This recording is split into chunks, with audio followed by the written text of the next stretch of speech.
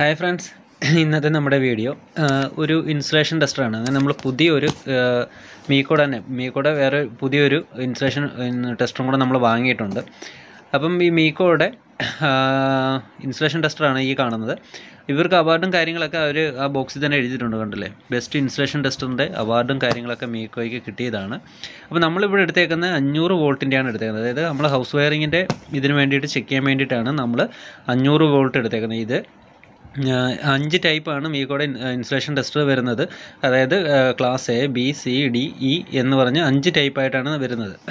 അപ്പം നമ്മളെടുത്തേക്കുന്നത് ഒരു സി ടൈപ്പാണ്. അതായത് 500 വോൾട്ട്, അതായത് 200 മെഗാ ഓംസ് വരെ നമുക്ക് ചെക്ക് ചെയ്യാൻ പറ്റുന്നത് ആയിട്ടാണ് നമ്മൾ എടുത്തേക്കുന്നത്. നമ്മളിതിപ്പം പർച്ചേസ് ചെയ്തേക്കുന്ന ആമസോണിൽ നിന്നാണ്. അപ്പോൾ ഇതിൻ്റെ ഒരു ചെറിയ അൺബോക്സിങ് വീഡിയോ ആണ്. ഇതിൻ്റെ ഡീറ്റെയിൽ ആയിട്ട് നമുക്ക് ചെക്ക് ചെയ്യുന്നതിൻ്റെ ഒരു വീഡിയോ നമുക്ക് ഉടൻ തന്നെ നമുക്ക് ഇടാം. അപ്പോൾ നല്ലൊരു പാക്കിങ് കാര്യങ്ങളായിട്ടൊക്കെയാണ് വരുന്നത്.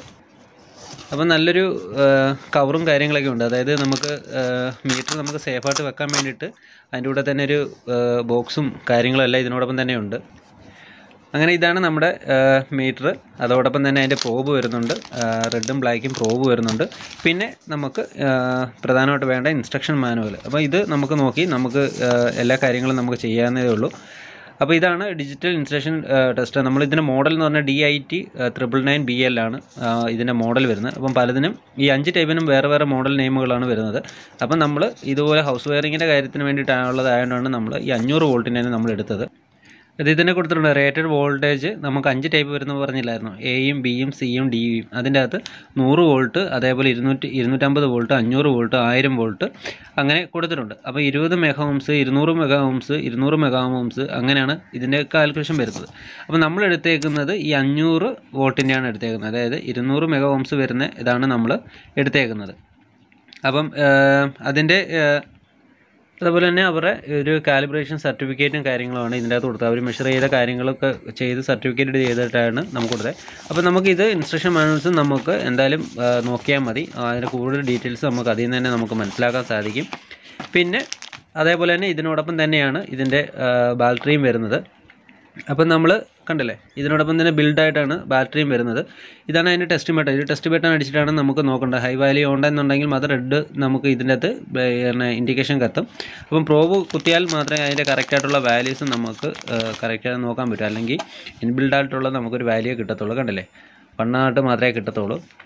ഇതിൻ്റെ ബാക്കിൽ തന്നെ പിന്നെയും അവർ അതിൻ്റെ എഴുതിയിട്ടുണ്ട്. അതായത് ഓപ്പറേഷൻ ഇൻസ്ട്രക്ഷൻസ് നമ്മൾ ഇതിൻ്റെ അകത്ത് തന്നെ അവർ കൊടുത്തിട്ടുണ്ട്.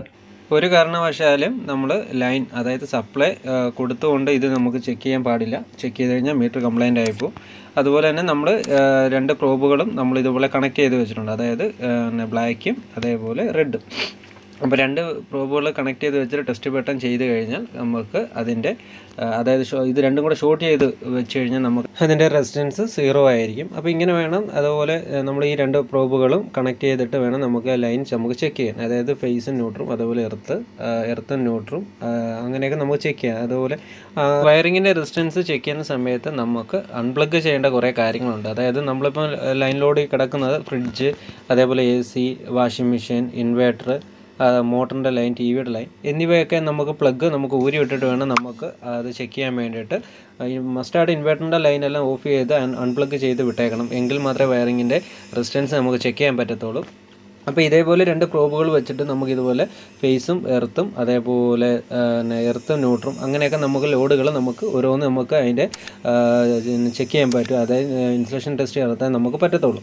അപ്പം പ്രധാനമായിട്ടും നമ്മൾ ഈ ടെസ്റ്റ് ബട്ടണിൽ ഞെക്കുമ്പോൾ മാത്രമാണ് 500 വോൾട്ട് അതിലോട്ട് പ്രൊഡ്യൂസ് ചെയ്ത് നമുക്ക് കറക്റ്റ് വാല്യൂ, കറക്റ്റ് ഓംസ് നമുക്ക് മെഗാ ഓംസ് നമുക്ക് കിട്ടത്തുള്ളൂ. അതിൻ്റെ റെസിസ്റ്റൻസ് കിട്ടത്തുള്ളൂ. അപ്പം നമ്മൾക്ക് ഈ ബ്ലാക്കും റെഡുമായിട്ടുള്ള പ്രോബുകൾ വെച്ചിട്ടാണ് കണക്ട് ചെയ്യേണ്ടത്. ഇപ്പം നമ്മൾ DBയിലൊക്കെ വരികയാണെന്നുണ്ടെങ്കിൽ DBക്കകത്ത് എർത്തും അതേപോലെ ന്യൂട്രും ചെക്ക് ചെയ്യുമ്പോൾ ഒരു പ്രോബ് എർത്തിൽ കണക്ട് ചെയ്യുക, എന്നിട്ട് ഒരു പ്രോബ് എടുത്ത് ന്യൂട്രി കണക്ട് ചെയ്യുക. അതിനുശേഷം ടെസ്റ്റിംഗ് ബട്ടൺ പ്രസ് ചെയ്യുമ്പോൾ കറക്റ്റ് 500 വോൾട്ട് കയറി ഇറങ്ങി നമുക്ക് അതിൻ്റെ കറക്റ്റ് റെസിസ്റ്റൻസ് നമുക്ക് കിട്ടും. അതേപോലെയാണ് ചെക്ക് ചെയ്യേണ്ടത്. അതേപോലെ തന്നെയാണ് നമ്മൾ MCBകളിലും ചെക്ക് ചെയ്യേണ്ടത്. അപ്പോൾ MCBകൾ ചെക്ക് ചെയ്യാൻ നേരത്ത് നമ്മൾ എർത്തിൽ കൊടുക്കുക, അല്ലെന്നുണ്ടെങ്കിൽ ന്യൂട്രലിൽ കൊടുക്കുക. എന്നിട്ട് നേരെ MCBകളെല്ലാം ഓഫ് ചെയ്തതിന് ശേഷം വേണം ചെയ്യാൻ. ശ്രദ്ധിക്കേണ്ടത്, നമ്മൾ ഇതേപോലെ MCBകൾ DBയിലൊക്കെ നമ്മൾ ചെക്ക് ചെയ്യാൻ നേരത്ത് നമ്മൾ ഐസൊലേറ്ററും അതേപോലെ RCCB എല്ലാം ഓഫ് ആക്കിയതിന് ശേഷം വേണം നമുക്ക് ഇതേപോലെ 2 പ്രോബുകൾ കണക്ട് ചെയ്ത് ചെക്ക് ചെയ്യേണ്ടത്. വെളിയിലിരിക്കുന്ന ഫ്യൂസ് യൂണിറ്റ് ഒക്കെ ഉണ്ടെന്നുണ്ടെങ്കിൽ അത് നമുക്ക് ഡിസ്കണക്ട് ചെയ്തതിന് ശേഷം മാത്രമേ ചെയ്യാമുള്ളൂ. അപ്പോൾ സപ്ലൈ കൊടുത്തുകൊണ്ട് ഒരിക്കലും ഒരു കാരണവശാലും സപ്ലൈ കൊടുത്ത് ഇത് ചെക്ക് ചെയ്യരുത്. ചെക്ക് ചെയ്ത് കഴിഞ്ഞാൽ മീറ്റർ അടിച്ചു പോകും.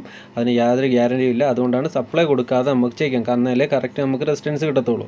അതുകൊണ്ട് പ്രത്യേകം DB ഒക്കെ നമ്മൾ ചെക്ക് ചെയ്യാൻ നേരത്ത് ഇതേപോലെ RCCB ഐസൊലേറ്ററുകളും ഫ്യൂസ് യൂണിറ്റൊക്കെ